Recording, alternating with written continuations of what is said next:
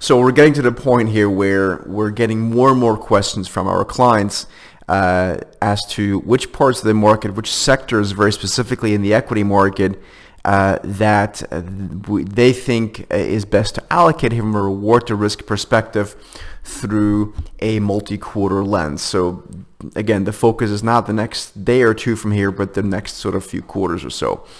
And we've had the reopening trade, or we have the reopening trade continue to work. Economically sensitive cyclical stocks that tend to do well, anything from airlines to cruise lines to restaurants to event companies and all that kind of stuff. But if we take a step back and we kind of look at this from a longer term perspective, like a multi-year perspective, which I think is where we get the best perspective, what might work for the next couple of quarters, we are really looking at a couple of sectors here. And so I brought along two charts that I want to quickly show you.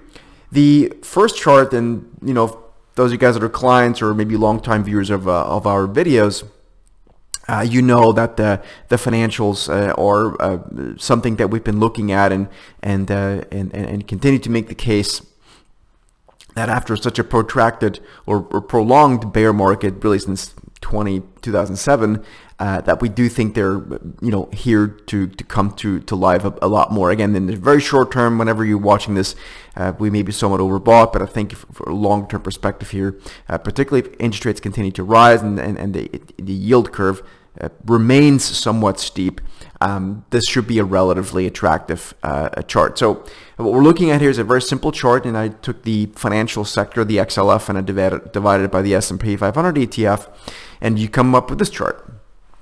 And this really goes back to, and the next chart will too, goes back to what we continue to see as the major risk for a lot of passive investors, and that is that they're overly concentrated and allocated to a few mega cap tech stocks, you Apples, you Microsofts, and again, this is a relative play, not an absolute play. We're not saying those stocks can't go higher, but we think the relative performance is going to come from somewhere else.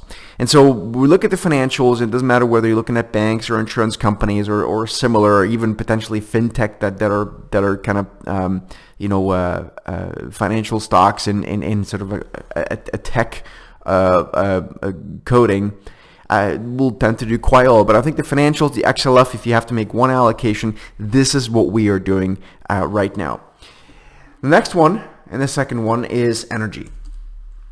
And again, we're going to do the same chart. We're going to take the energy sector in this case and divide it by the S&P 500.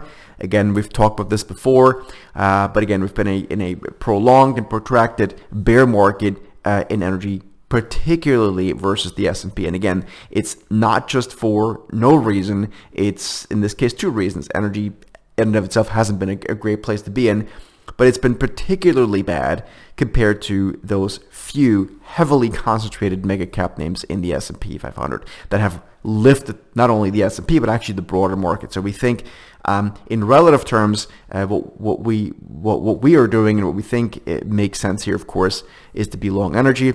Again, energy, just like the financials, have had a pretty good run over the past few months, past couple of quarters actually, but we think there's much more to go if you look at this through the lens of a few quarters and possibly a few years. So there you have it. That's what we're doing right now, XLE and XLF, two simple ETFs one can allocate to. Again, this is not a pure trade. This is more of an investment, and again, it's more of a relative call versus an absolute call. Hope this makes sense. Give us a thumbs up, like, and we'll see you soon.